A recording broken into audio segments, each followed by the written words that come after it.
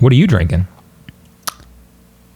I am drinking the Cocoa Porter from West 6th Brewing in Lexington, Kentucky. Ah. What about you, sir? Well, this is the also West 6th, Lexington, Kentucky. Interesting. And this is... you would think that we were trying to promote Kentucky products. Well, I mean, I like Kentucky products. Do you? Yeah. I just like Kentucky. Honestly, it's not even so much that I like Kentucky. I just hate all the other states. Remember Kung Pao? I don't think I've actually watched all of Kung Pao. I've seen clips, I think, of it on YouTube just to like familiarize myself with what it is. Bro. And I'm aware of the appeal. I get that Bro. It's one of the greatest movies of all time. Citizen Kane, Kung Pao.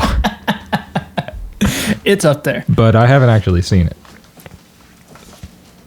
Yeah, it's good stuff. There's just so many... It was like a quotable movie before quotable movies existed. There's nothing... Before Step Brothers happened and like Will Ferrell had all his big movies. I love a good quotable movie. Connecting to another human being on solely the basis of we like the same movie and I remember part of it is like that's one of the strongest connections there is for me. Yeah. It's like there's a sexual like ecstasy that quickly follows. Yeah, I've noticed that too. Did you know that the amount of people who have ever existed on Earth total is, I think, 108 billion? You could be making that up. I'm not. Well, no, I don't think I am. Because I saw somebody post it on the internet, and then I checked the source, and the source actually said 108.8 billion is what it said. What was the source? Was it a .com? I don't know. Be honest. I don't know. And even if it was, no matter who, I don't trust it. No matter what, I'm gonna need an organization. I'm gonna need the lead researchers. It's a believable number, though, isn't it? 100 billion. 100 billion. Ever. Well, I guess it depends on what we call modern humans, because at some point that's a little gray. I guess so. It just said people. It didn't say, when did we become people? Is Homo sapien people? Anything before that, does that not count as people, or are Neanderthals people? Are we being speciesist? That's not a thing. Well, I don't mean to be. I don't want to offend anybody. Yeah. What you got over there? It's the death of Stevie Ray Vaughan. Oh, 1990, huh? August 27th, 1990. Now, Dimebag died in 2002 or 4? I think 4. I think 4 also. Say. December 8th, 2004. 2004 in Cincinnati? It was in Cincinnati. I do remember that. I think I remember the guy's name. It was... Oh, don't say it. Doesn't deserve it? No. Yeah, but he was mentally unstable. He was like... Really? I didn't realize that. Oh, yeah. He had like a severe psychosis. He thought the band Damage Plan was stealing his ideas for songs and writing them and releasing them. What? Yeah. He thought they were stealing his songs. Yeah, that he thought it. So he was hearing the songs, thinking that he came up with them. He had that delusion. Was he even like an active musician? Oh no! He was like ex-military. So these are songs that are in his head, apparently. And he's saying that that's what happened. I guess. What the hell? You know, when you go through that kind of psychosis, it's. I think we're gonna need more brew. That's a fact. You want me to get it? Well, I mean, yeah. Please? Okay, you know what? I was gonna get it, but the way that you just said, well, like I'm supposed to? That's just how it is. Oh. You come into my house? You come into my house and you sit in my room? I can't do anymore. I'm excited to hear this album. I like Jason Isbell. I'm saying it like that because he said that he heard Jason Isbell say it like that. So you gotta trust a man to know how to say his last name. I hope. All right, we found out when those people died. Let's drink beer in their honor. Yeah, to Dimebag and Stevie Ray. He was apparently Dimebag was a good person. Well, I wasn't being sarcastic. I like both those guys. Well, I was. I hate them both. Alrighty. Let's name a few fantastic Pantera songs real quick. You know what's not? I can name a few. That was a mega clip. I can name a few terrible Pantera songs. Let's hear them. Good Friends and a Bottle of Pills. Never heard it. Awful. You want to hear it? Let's do it. I will say that I used to look up some live videos of Pantera, and they sounded like trash because Phil just was... Oh, yeah. He was... Ugh. He sounded bad live. I mean, I think he was on a lot of heroin at the time, which, you know... Yeah. That usually makes you sound pretty bad. It kind of has a cool groove, but... I gotta get my mixer out here. What is that noise in there?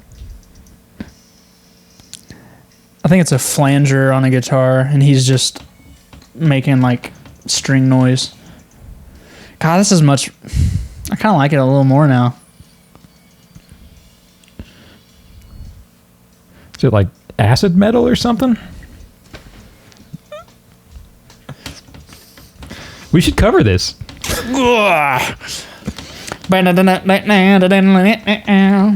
This part always just like, what? All right, you got some more bad ones for me? Or? I was thinking maybe we could talk about a couple of good ones. I like some of their songs. Yeah, I do too. I think one of my favorites is This Love. Yeah, I like This Love. Especially they, I don't remember where it was, but they recorded a live version where, you know that like breakdown section?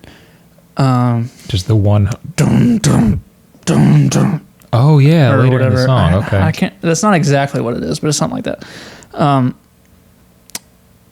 Yeah, they like slow that way down from the rest of the song, and so it just like drops into that like way slower, and it's just like. I think I remember seeing that. You said you saw a video of this?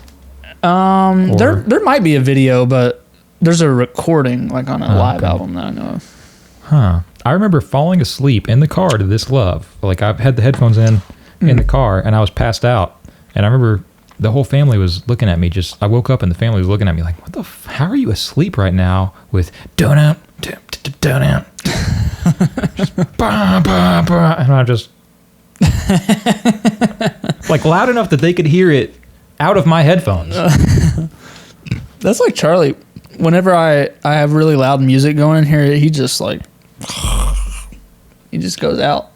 I guess for him, I think it's probably like. Because he's very perceptive of sounds and like any small noise, he's like, what was that? Oh, so he gets actually a chance to relax. Yeah, I think so. Okay. Huh. What about Cemetery Gates? I mean, you know, that's like the OG. Is it? I didn't even realize that. Yeah, that's, I mean, that's from their first album. And was that Vulgar Display of Power? Is that their first album? Or is that like a... No, Cowboys from Hell was their first album. Okay. Maybe Vulgar Display of Power was like a greatest hits type thing or something. No. Vulgar Display of Power is what Walk is on, oh, dude, this one's a sleeper. This riff... Okay. Like, this is a fun riff. Okay. Like, I would recommend anyone who likes, like, metal or rock to, like, listen to this to learn the riff, because it's so fun. Not this part, obviously.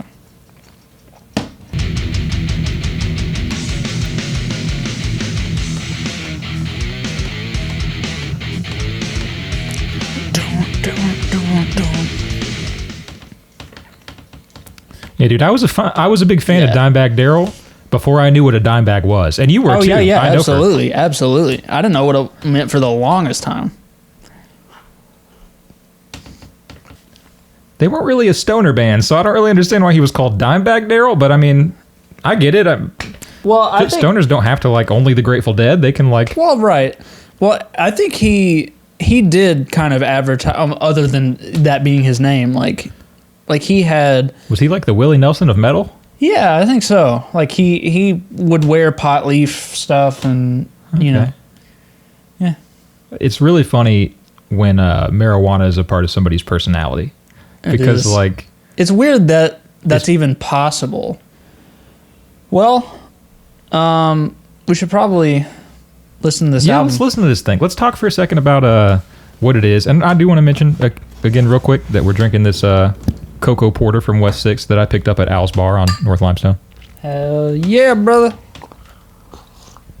Now we're going to listen to Jason Isbell's, what's it called? Reunions? Let me go back.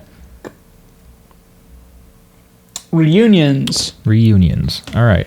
Reunions is the seventh studio album released by Jason Isbell and the fourth accompanied by his backing band, the 400 Unit. It was released first in independent record stores on May 8th, 2020 through Southeastern Records, intended to help small businesses amid the COVID-19 pandemic.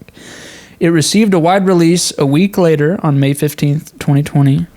The songs Be Afraid, What I've Done to Help, and Only Children were released as singles prior to the album's release. Reunions peaked at number 9 on the U.S. Billboard 200 chart. Number 9, that's pretty good on the Billboard 200. That's really not bad. Especially for this type of album. Like, it's all about like hop hip. Oh yeah, they're always doing the hop hip and the pops and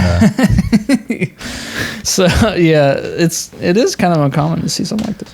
Now it says That's that cool. this I didn't know that this benefits released. small businesses. Yeah, intended to help small businesses amid the COVID-19 pandemic. Huh. Well, that's badass. True.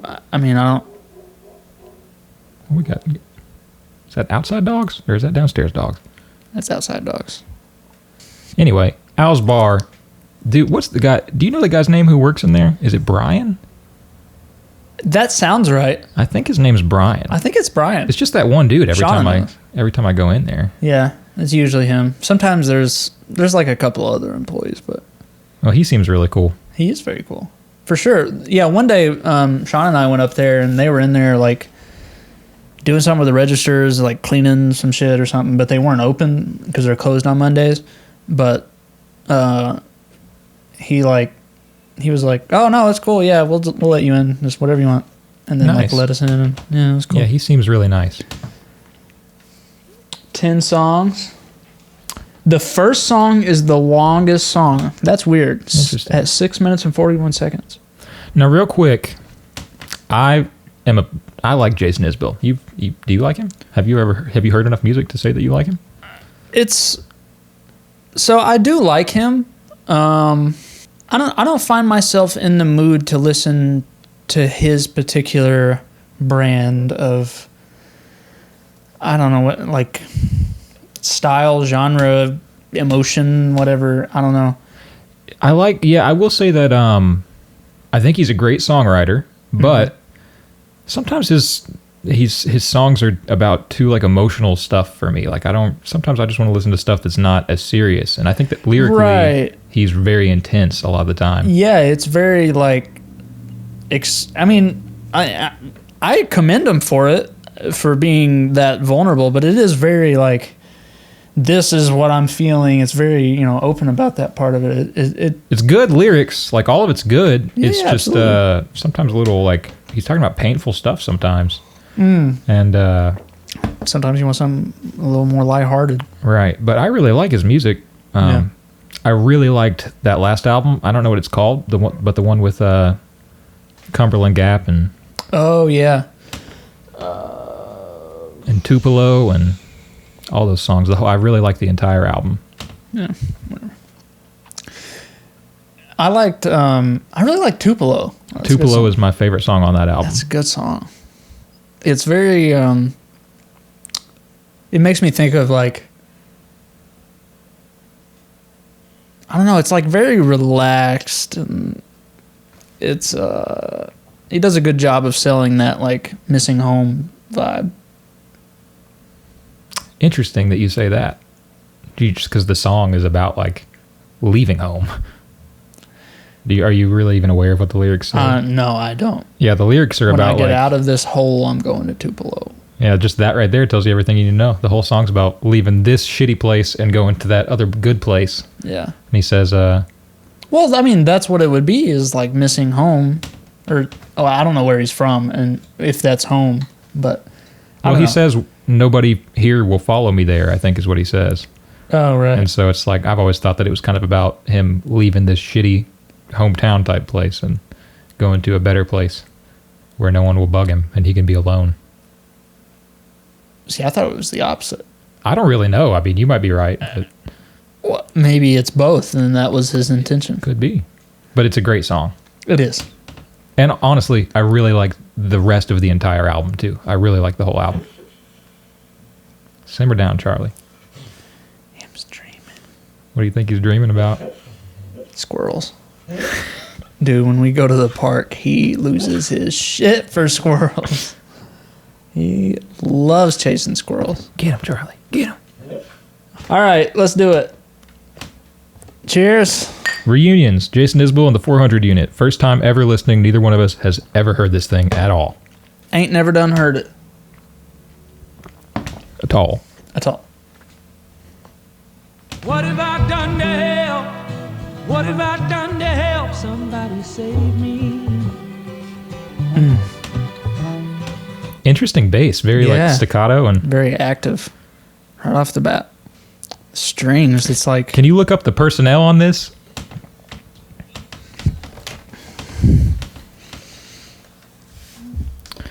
Most of the time, his wife Amanda Shires plays the violin with him on a lot of his stuff. that would be Man, so the bass cool. sounds fantastic. It does. That is a good bass sound for sure. Very similar lyrics to what I'm used to hearing from him. Kind of about, everyman type lyrics, stuff about regular people. Right. What have I done to help? Man, this is cool. It's funky, but yeah, this is cool. This is a very cool acoustic guitar part on pan to the right. Is yours on the right or left? It's on the left. Do you have your headphones on the right ear? I mean, yes. That doesn't make any sense. The phase must be, or the... It's like very reminiscent of like...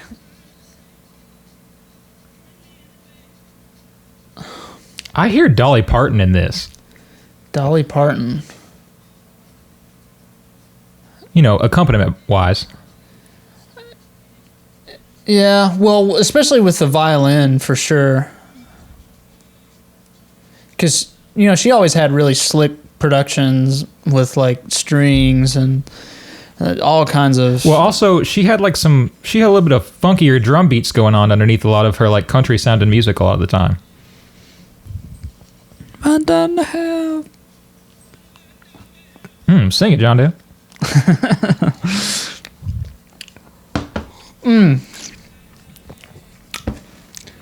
Who's the producer? Who you think? Dave Cobb. I wouldn't ask if it wasn't. I like Dave Cobb's work. He does good work. I'm very happy with pretty much all of Dave Cobb's work. Yeah. What have I done to help? What have I done to help and not myself? Yeah.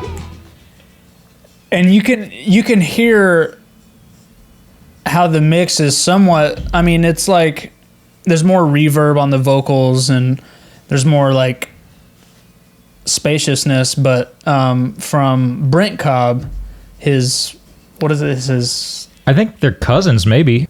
I don't remember. But it sounds similar, especially like that bass sound and just how the mix feels overall. It's like, it's good. Well, I think you could also relate Brent Cobb's music to Jason Isbell's music. I think it's pretty similar music too. Absolutely, yeah. Because both of these guys are not coming with a straightforward, like, radio-friendly country sound. Like, it's like... Right. There's a lot of variation and multiple types of genres going on underneath it. I wonder if this is him playing lead guitar, or if this is... He has a lead guitarist, I think, but...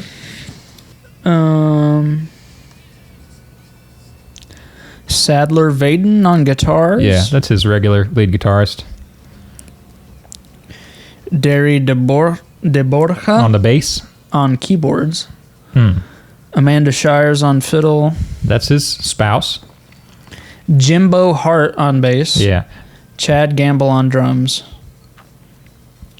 Yeah, I believe that's the 400 unit right there. I think that's the standard lineup for the 400 unit. Nice. He used to live with this bass player in Nashville for a while. Apparently, they lived with each other. I think he got kicked out of a relationship or something and had to move in with his bass player. And he was just like, Classic. "Hey, I'm going to start a band. Do you want to play bass?" And the guy was like, "Yeah, I guess." And look at him now. It's almost like a Phil Lesh Yeah. type thing, yeah. What did he study? That's interesting. Very interesting clothes. I know that Phil Lesh studied classical music. Don't know what instrument. I don't think he played bass or double bass or anything like that. All right, track 2. What's this one called? Dreamsicle. Dreamsicle. It sounds like summer. I can't believe I haven't listened to this yet. His music to me is always really reminiscent. It's like very like rose-colored glasses on stuff. It's nice. Yeah, it's very nice. Which I think that matches really well with his lyrical content, where he's trying to appeal to like a lot of people, or I don't know if he's necessarily trying to, but he does appeal to average people. All right. Which is if you combine that with the feeling of reminiscing or something like that, Yeah. feels very comfortable. Phil Lesh's classmates included Steve Reich. Really? Yeah. Damn. Where'd he go to school? Berkeley. University of California, Berkeley. I was trying to see what he studied, or like what instrument. I'm pretty sure that Jerry just taught all those guys how to play. I mean, I'm sure that Mickey and Bob already could play some drums, but Yeah. I know he taught all of them how to sing, and I know he taught Bob how to play guitar. Damn. Jerry just willed the Grateful Dead to happen. Broken vows, I'll be 18 4 years from now with different friends in a different town. I'll finally be Something that's very, I think, what makes Jason Isbell for me, it's like a different mode of listening for me, because it's the appeal isn't as immediate. Like, I mean, I don't mean that to say like it's not good songs, it doesn't sound good or anything like that, but like there's no like ear candy, like some one thing to focus on. It's like it's about the lyrics and the Well, and he takes you through a process too. He takes you from beginning to the end. Right. You have to listen to the whole song. It's not the type of music you can just listen to a chorus and a verse and turn it off. Like, right. Absolutely. I will say that Dave Matthews once said that his songs were like a three-legged dog. You had to get to know him to love him. That's good. Isn't that so true though? About a three-legged dog? About a three-legged dog, like That's why that's such a good metaphor. Because you can still love the hell out of a three-legged dog, but the first time you see it, you're going to be like, hold on a second. yeah, it's sad. I got to take a whiz. I gotta visit the Whiz Palace. Oh, yeah, sure. Take a visit to the Whiz Palace there. Ugh. Loving this. Track 3 coming up. Track 3 upcoming. I'll entertain these folks while you're out in the Whiz Palace there. So, you can hear that urination extremely well.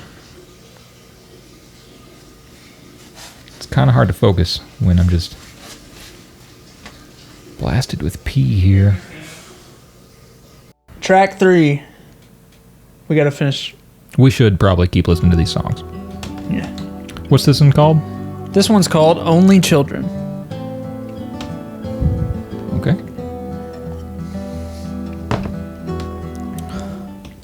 A lot of acoustic guitar on this album so far. A lot of acoustic pretty guitar. standard for Jason Isbell. But I mean, that's what he does. well, he plays electric too. Does he? Yeah. I don't believe you. He plays lead guitar at his concerts. Well, not for every song, but for some songs. You don't think that? You're right. My bad. That sounds like Amanda Shires on the harmonies Holy there. Ghost cooking inside you. You do whatever you put your mind to. I think you're right. Will you read me what you wrote? Very warm. Yeah, it's like a blanket. It's the type of music you want to throw on when it starts snowing outside. Yeah. Just a little shaker action for the percussion. That's nice. I think so. Sounds like a shaker to me. Yeah. I think you're right.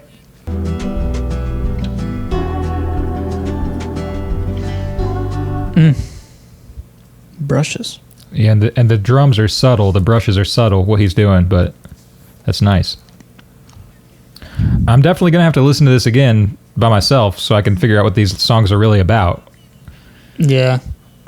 He's one of those lyricists where you listen to the song for the 15th time and you're like, holy shit, I never realized that that was in there. Yeah. It's never... I think that's something kind of nice about his music. Like, something that's very relaxing. It's like, there's not a lot of virtuosity. Like, I don't mean that to be, like, disparaging, but there's never, like, look what I can do. Like, there's never any of that. Yeah, he's not trying to prove anything necessarily. No. Honestly, he's proving a lot, though, honestly, to me, just because it sounds so perfect. Like, it sounds really good. And that takes a lot. But he's not necessarily trying to be like, I can play really fast. Check this out. Yeah. Yeah, it just sounds so good, though, you know? Yeah, it's just like a... Oh. What was that one called? That was Only Children.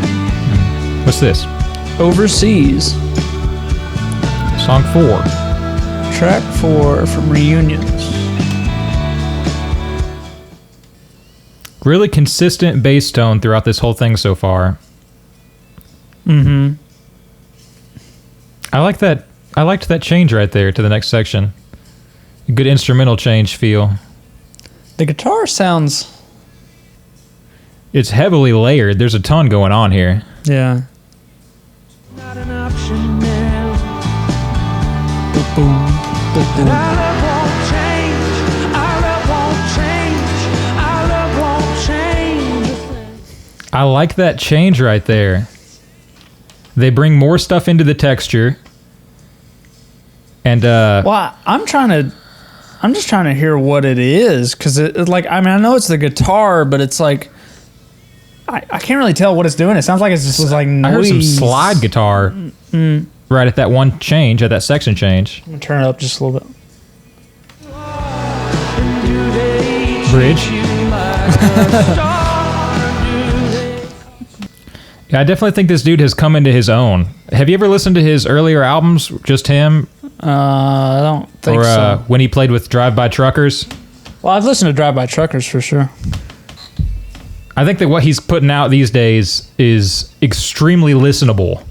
I think that what he used to put out was, you could get into it, but some of it's like the production quality isn't as high. He's got Dave Cobb working with him now. Yeah. But I think it's got a very wide appeal these days. Yeah, I was thinking he was using just one guitar to harmonize a lot of the vocals on there.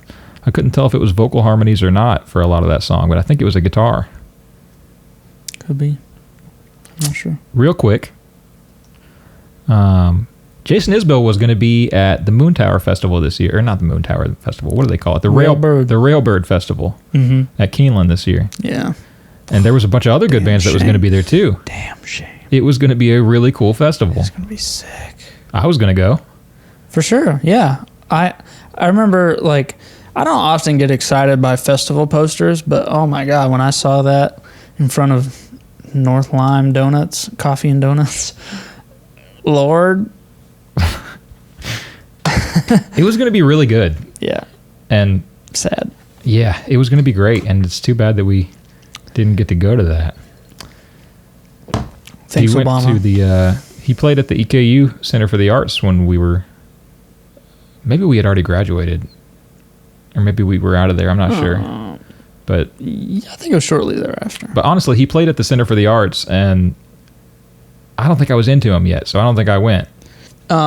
There's this great studio in Nashville called Welcome to 1979. Every year they have this really cool recording summit. So what's cool about this studio is that they cut vinyls and they master for vinyl, and they also do direct-to-disc sessions. They only allow, I think, 60 people, something like 60 people to attend, and they're in this control room. It's a pretty big control room. And it's in this 2-story building, and then on the lower level, they have a band. And so this Friday night kickoff, they do a direct-to-disc session. So they bring in a band, and they record them straight to vinyl,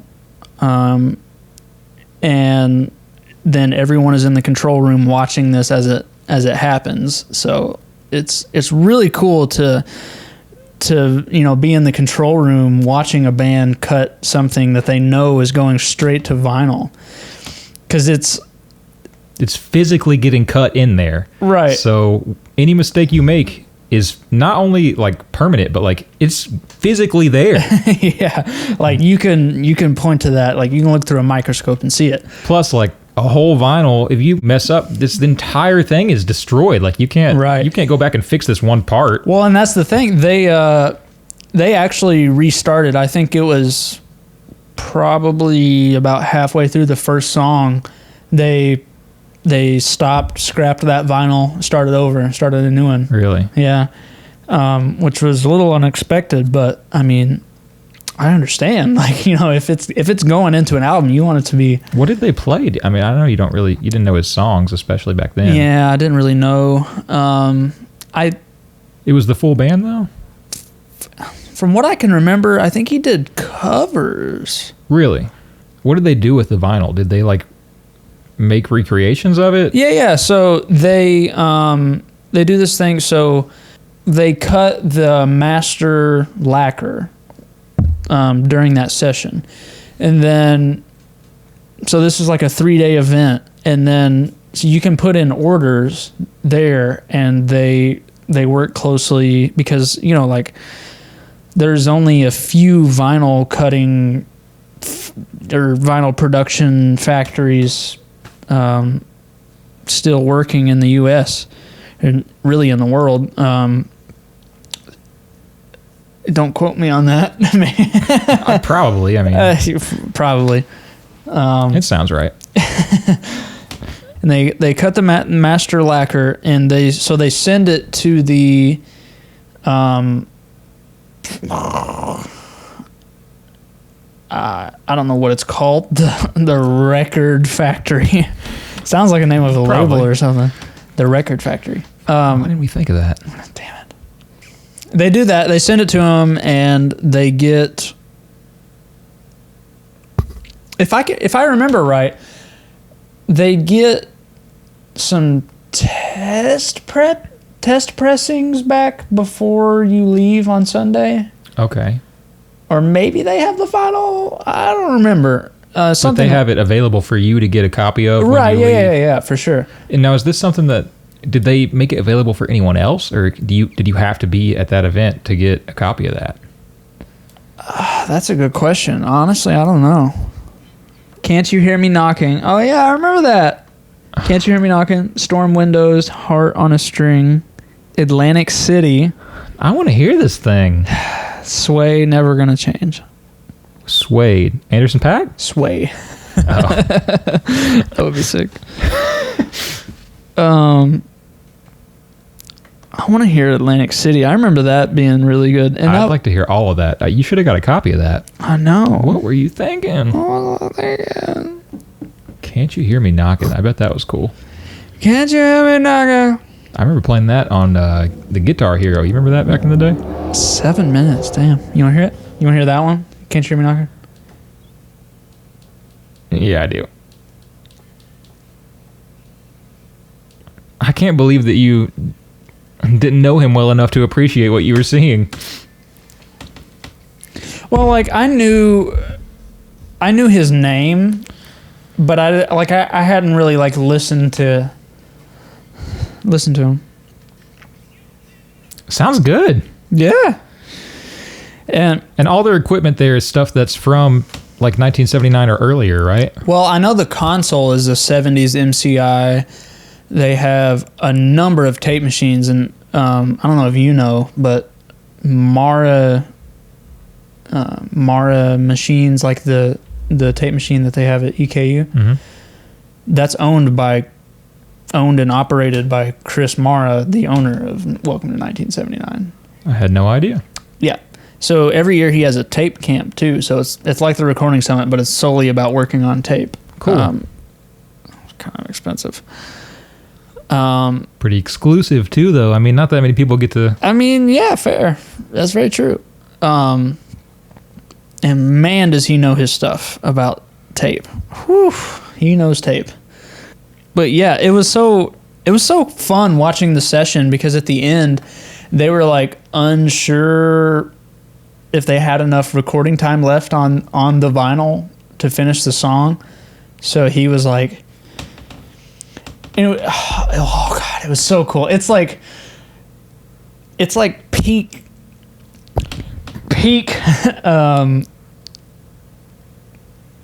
adrenaline when it comes to recording, because like he's sitting there at the desk and like he's got all this outboard gear, compressors going, EQs, and like he can switch preamps, and like he's changing fader levels for certain instruments as it's being recorded. So he's like monitoring everything. So he's like, have you seen the meme of what's a video of the engineer at the desk? There's a producer like listening to a girl in the booth singing, and the engineer is just at the desk like grabbing knobs and turning shit and freaking out. And I don't think I've seen that. It was so good. And it sounds like a really like a super produced, really nice sounding vocal, and then it cuts to the girl in the booth singing, and it's like at the end of the album he's like, he pulls it down pretty early before it's like, he faded out a little before they were really done with the song, right? Because he was out of space. Yeah, you just had to watch it. Huh. It's good stuff. Cool. All right. Yeah. Well, anyway, you can listen to that entire thing at lastfm.com. Or on YouTube. It's on YouTube too? Yeah. Just Welcome to 1979, Jason Isbell. Probably will get you what you need. All right. Song what? 5? 5, Running with Our Eyes Closed. Let's do it. And there it is. Ooh. Riders on the Storm. Uh-oh. Oh, no.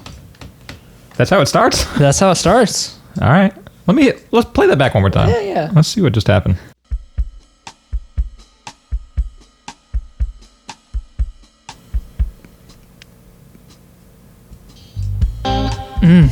Vibey. Oh, this is cool. Yeah, it is cool. What is that? Electric keyboard? Electric piano? Rhodes. That's the Rhodes. Yeah. That was a big chorus. He likes to do the big chorus sometimes. The man knows a big chorus.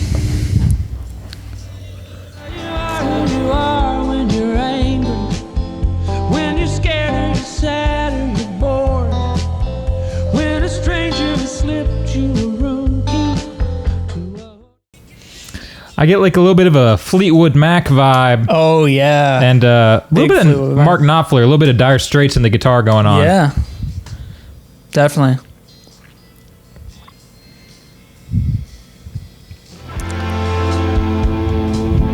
was kind of... Whoa. That synth came out of nowhere. Okay. Oh, didn't happen that time. There it is. That's so unexpected in this style. Definitely. And that's the first time we've heard a synth. Right. Interesting. That's an interesting decision. I like it though. I mean, yeah, I'm not against it. Well, it's like in Beethoven's Fifth Symphony, he doesn't use the trombones until the third movement. Yeah. And that was like, the first time trombones were used in that type of setting. That was the first part of that section in the form too. What we got going on here? This is the outro. It's a short one.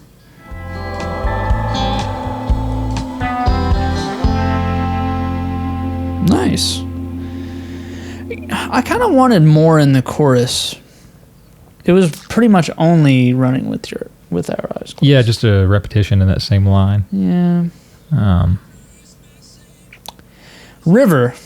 The river is my savior, 'cause she used to Time be for a piano heavy one. She's happy just to lay I like it. when she used to be so. Wonder who plays piano on this. Derry DeBorgia. He's the keyboard player normally. Yeah. That's right.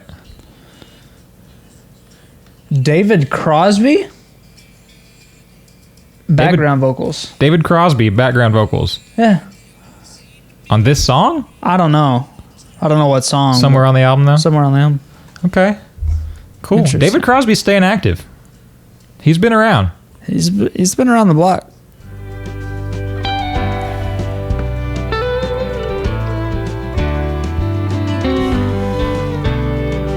Okay.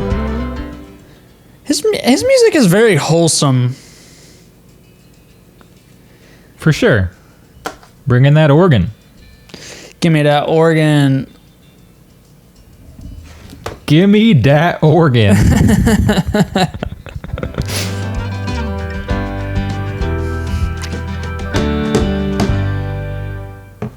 Called it.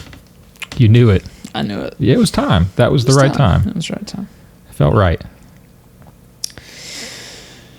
That was River. Be Afraid. We've been testing This is Be Afraid. and you failed. Okay, I have to say this. Tell me. Don't hold back. It always catches me off guard whenever a song starts. Boom, vocals. Yeah. Like I need a little bit of time to like dip my toes into the water and see what this song is about before we get right into you telling me what's happening. Like it just. I think it's a variation thing. It's like Yeah, I mean, I get that. it's different to do it, so Right.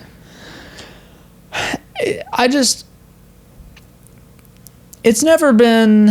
and I think that average people have no issue with that. I think they're like, give me the vocals now. I don't give a fuck about. All right, yeah, that's probably fair.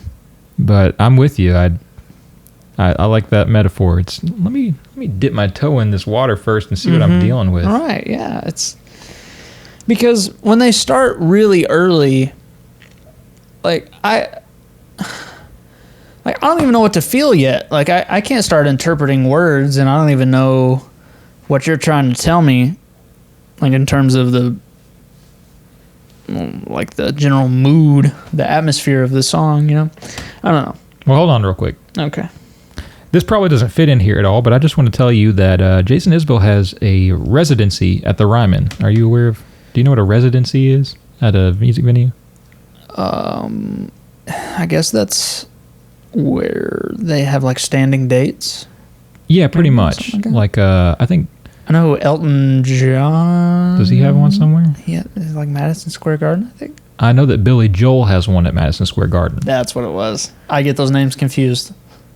Yeah, Don't know why. They're both piano men. I mean, and both excellent. I love them both for real. Billy Joel has a residency at Madison Square Garden, so I believe, before the Black Plague came, he used to play at least once a month at Madison Square Garden. That's right. Jason Isbell has a residency at the Ryman, which is such a great venue. He lives in Nashville. We went to the Ryman together. Hell yeah, you paid for me. You bought my ticket to go see Humphreys down there. Yeah, but that's because you paid for probably at least 3 concerts that I've been to. Yeah. Either way, I was thrilled. Fun. I got to see Brent Cobb at Cosmic Charlie's on Friday and Humphreys at the Ryman on Saturday. That was it. I quit my job for that weekend. My boss said, you can't have the time off of work. And I said, take this job and shove it. I'm going to see Brent Cobb and Humphreys. And goddamn if I wouldn't do that every single time. I'm sad that I haven't seen him. What was it like? It was really fun. I have a lot of videos I can show you. I'd like to see him. It was really fun. And I got very drunk. And Classic. Talked to his guitarist, Big Mike. His name was Big Mike. Big Mike. Was he big? He was big. It might be Mike Henry. Big this way or big this way? Or both? He's just a big ass dude, to tell you the truth. He's just a big ass. Yeah, this is a big guy. I saw Big Mike, okay? And Big Mike is his lead guitarist on at least Providence Canyon. I think his first album, too. I'm not sure, though. Providence Canyon has a lot of lead guitar. First album, there's not really as much lead guitar, I don't think. Mm-hmm. But Big Mike used to play with a band called the Apache Relay, who used to play with Apache Relay. It is Apache, you're right. Well, that's how we pronounce it, but I doubt they pronounce it like that. That's true. I don't really know. Yeah, I don't either. But they used to play with Moon Taxi a long, long time ago. I didn't even know who they were. I just heard their name alongside Moon Taxi. Mm-hmm. Then Big Mike guested with Mumford & Sons at Rupp Arena when I saw him. They said, we're going to bring out this local dude, Big Mike. So I saw him. I don't know if I don't think he's from Lexington. I think he's from Nashville, Lexington. Okay. That area. Mike Harris. Mike Harris, that's his name. And he's a really great lead guitarist. I mean, you like Providence Canyon, you know. Oh, God, I love that album. But he came on stage and played Hurt by Johnny Cash with Mumford & Sons at Rupp Arena, and it was really cool. And I didn't even know who he was at that point. I just was like, okay, this guy. That's really cool. And then I saw him at Cosmic Charlie's with Brent Cobb, and I was like, holy shit, that's Mike from... That's crazy. And I went and talked to him after the show and told him I thought he was a great lead guitarist. I think I told him I wish I could find a lead guitarist like him. Ouch. Well, you were living in Tennessee. You weren't even here. Yeah, that's fair. Well, I'm not big. You're not big, but you're good at other stuff, though. I can roller skate like the Dickens. And honestly, when it comes to looking for a lead guitarist, that's all that really counts. That's all that matters is roller skating ability. What are you looking up about Brent there? Well,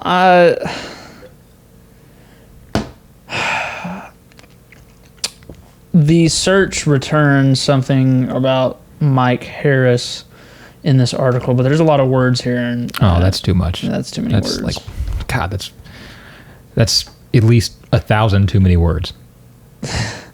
I need like 6 words. Give me the 10-word synopsis of this. And if you just look up the personnel or the credits or something on the for Providence Canyon. Providence Canyon. I know Dave Cobb produced it. Well, and I have the vinyl. If you ever want to listen to the physical version of it, I bought it that night. Nice. And then I brought it to your house in Tennessee. Yeah, I brought it at Cosmic Charlie's. Nice. And then I brought it to your house in Tennessee and forgot it there. You remember that? I do remember that. That feels like a long time ago. That was a minute. That was certainly... Okay, I'm giving up. Why do we have to keep getting older like this? Dude, fucking time. Just like relax a minute, all right? Hold on just a goddamn second, all right? I was 21 like 3 days ago, I thought. Yeah. What happened? Let's talk about this. All right, you want to move on to Be Afraid? I do. Looks like this is the shortest track on the record. Definitely is. Number 7. And you fail to see how long that you can sit with the truth. Honestly, I've liked a lot of the other songs on this album because they sounded pretty different. Like, it sounded like something new. This doesn't really sound any different, though. This kind of sounds similar to the other songs, and a lot like his last album, too. Yeah.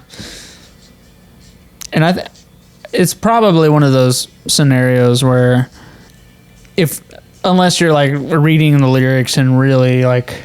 Yeah, I'd have to listen to it and understand what the song's about. I don't know what the song's about. And it doesn't sound bad by any means. No. Yeah, it's been pretty like... I like this part. And that's the end. Yeah, I mean, I liked the end of it. It's like high energy, but... Yeah, maybe I feel that... So, I remember telling you that with Cumberland Gap, I thought that Cumberland Gap was my least favorite song on that album. Even though I like Cumberland Gap, it's so, like, constant. It just never stops. It never lets up. Right. And I like, I like it to... A little bit of dynamics. Give me a break there every now and then. And then, show me the emphasis after you've let me rest. Give me the punch then. But when you just keep hitting me, it's, it loses its meaning or its value or something. I don't know. All right, so next we have St. Peter's Autograph, track number 8 of 10. Now, I expect this to be drastically different than that last one because I assume that he has punched us. He has punched us. And now he's going to let us down. Sounds warm. Which is also nice. Like, if you listen to this whole album without stopping like we are especially, and you get to that heaviness, it's definitely time to relax. That's a very effective choice. Do you think he's religious? He uses a lot of, like, God. Yeah, but he's also, metaphor. like, doing Southern... This is music for people in the Bible Belt, so... Right. He might just be discussing religion, not necessarily saying that he has conviction. True. And it's a very useful metaphor. A lot of people use it just because it's so widely applicable. Even if you're not religious, I think it's an interesting thing for everyone to discuss because, it deals with our... existence. And our end as well, which everyone is concerned about. True. Except for me, I don't give a shit. Yeah. I'm not even scared to die at all.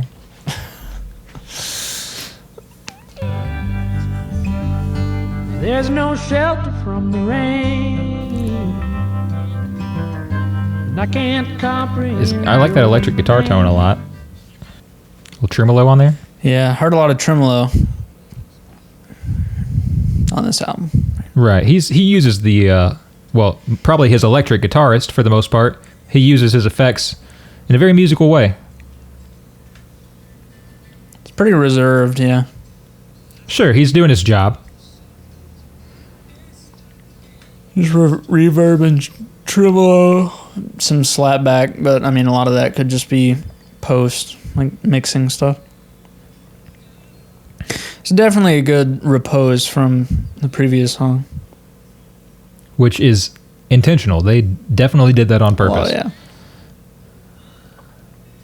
That came out of nowhere. Yes, it did.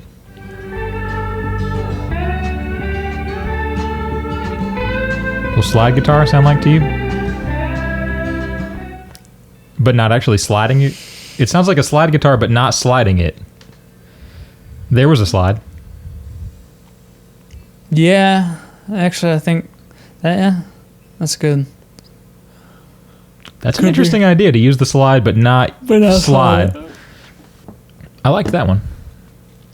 I mean, I've liked most of them, but I liked that one more than I liked the last one. Mm-hmm. What are we looking at now? It Gets Easier. The penultimate track. The penultimate.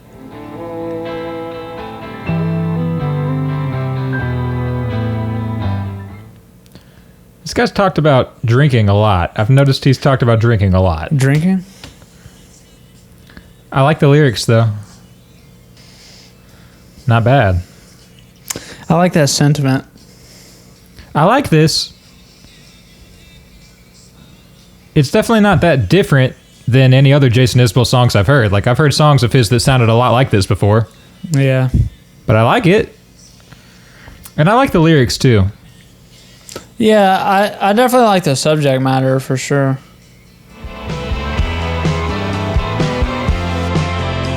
It never gets easy. And I like the use of the fiddle there. It sounded they were using it almost as a lead guitar there. I liked that. All right, what we got? Last one here. Last one, Letting You Go. Yeah, I'll reserve my comments until. You gonna do a review for me at the end here? Yeah, All right, I got that's fine. I You got can do some overview type ideas. Nice. I'm pumped. On our way, I drove home so slow. We had no instructions. The first days were hard, but there's things about babies a woman just knows. This is super relatable lyrics, classic for him. They're good example. It's another good example of him writing about something that matters. He doesn't write any songs that are just for no reason. All of his lyrics are about something that's important to him. Right. It didn't take long to see you got the best of me in your. It's very like folk style progression. Almost like a hymn. Yeah, definitely. Really cool lyrics. Yeah, that's good. That's a good song. That's a great way to close the album, I think. Yeah, definitely. He's got strong lyrics, very strong lyrics, and very. You might cry if you listen to that album if you're in the right mindset. For sure. At times. Especially like if you share any kind of like. Well, if you have a daughter, that'll mean a lot. I don't have a daughter, so right. I have a son, but I don't have a daughter, so it's yeah. But yeah, songs that are worth writing, songs that meant something to him. And I remember I watched him do a Tiny Desk before, and he like stopped a few bars into the first song after he started singing for a second, and he was like, I messed up that lyric. And he said, I worked really hard on these lyrics, and I want to make sure that I say them the way that I meant them to be said exactly. And it just kind of goes to show, like, if the song's just kind of a fun song that's not about something serious or important to you, then you'd probably mess up a lyric and then be like, whatever, who cares? Mm-hmm. But these songs mean a lot to him. And, right. I mean, you can tell from the lyrics for sure. Oh, definitely. I think that's why you would go to Jason Isbell, is like that heartfelt, coming from a deep place. What do you mean go to? Well, listen to the music or go to a show? What do you mean? Oh, yeah, listen to the music. Okay, yeah. Because I think that you don't even need that to enjoy it live. I think live, it would just sound great and you would just have a great time. Yeah. I mean, that's a different scenario. But yeah, I think people who want a more emotional experience and something that really means a lot in their music, great for that. I think this says more about my musical personality and my musical taste and then about him in general. But for me and my tastes, and this will be different for everyone, but like I'm left wanting something more. Like I wish that he would step over that one song with the synth. Was interesting. Well, the beginning of the album was kind of experimental. There was a lot of interesting things going on for sure. It seemed like it kind of settled into like a pretty standard type situation towards the end. Mm-hmm. But I feel like it was different from stuff that I've heard from him before at the beginning. Later, I mean, it was still paced very well. Oh, definitely. Yeah. Yeah, the pacing, especially like between Be Afraid and St. Peter's Autograph, that was nice. Well, and ending on an acoustic note, and the way that it started, it was just paced well. It was definitely paced, and that's a lot of that has to do with Dave Cobb. He knows how to put albums together. He's done a few. I think he's done a couple now. He's been around. And it's definitely the type of thing that I think you could listen to the entire album, which is good because I like to listen to whole albums. So I'm like a glutton for adventure. yeah, I could use a little bit more experimentation. Right. And yeah, like you were saying earlier, it seems like they're really playing it safe. Safe, yeah. Which is it sounds great. Mm-hmm. And this is also our very first listen on this. That's another good point, is that we haven't had a chance to make a connection with the songs or whatever. So, and I definitely know when I listened to his other album, the one that I liked with the 400 unit a lot. It was like, the first time I listened to it, it was pretty good. But then after I listened to it 10 or 15 times, it was like, okay, I really like everything that's going on here. And this might be similar, but definitely off the bat, it's not really taking a lot of chances. And that's fine. Yeah. Right. And I don't think, generally speaking, anyone who's looking for music to be pretty experimental or, stretching boundaries, crossing boundaries, they're probably not going to look to Jason Isbell. But again, like, that's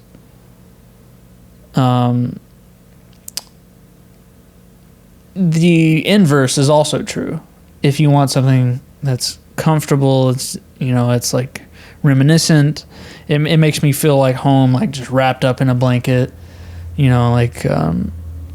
Especially it being like Southern influenced. It makes me think about like the Southern family. Right. But it's not so like, it's not hokey. No. And so like there's definitely a huge audience for it because there's plenty of Southern people who don't want to always listen to Hank Williams Jr., Right. I like Hank Williams Jr., but I don't always want to listen to Hank Williams Jr. Mm-hmm. And yeah, there's a lot of good stuff in there. It's good stuff for couples, I will say. I've seen... yeah, that's a good point. I've seen like concert videos, and there's lots of couples at his concert. Yeah. So if you've got yourself a lady who likes live music, this is the concert for you. Like, yeah, you're going to be holding each other and rocking back and forth. And then sometimes you're going to get your chance to like rock because he's going to be playing some heavy electric guitar. Mm-hmm. But that's a great show for a couple. For two... I hadn't really thought about it. Two straight men with no interest in each other. It's an enjoyable album, but it probably doesn't hit us as hard as if we were in love with each other. Yeah, that's true. Yeah, I guess that's about it. Here, we're done with the album. That is the end of the album. That is the end of it. I would rate it pretty solid. I thought if I listened to it a couple more times... Pretty solid out of 10. If I listened to it a couple more times, it might be just... I know sound quality-wise, it's just as good as that last album that they came out with. Mm-hmm. It sounds great. It does sound great. For sure. And yeah, I really liked that last album. So if I listened to this one a few more times, I probably would like it a pretty similar amount. And there's at least 2 or 3 songs on this one that are really interesting. I think they're really cool. What's your favorite? I don't remember what they're called. But at the beginning, we had some funky ones, and the bass was really interesting. What I've Done to Help, that was the first one. The first one was cool. I think I really liked St. Peter's Autograph. That one that came after the really energetic. Yeah, that one was cool too. I really like that. Definitely some great songs. And Dreamsicle, I liked how it was like very summer. Just it's kind of like maybe not playful's not the right word, but I don't know what the right word is. Summer, it just like brings you back to being a kid. Summer Dreamsicle,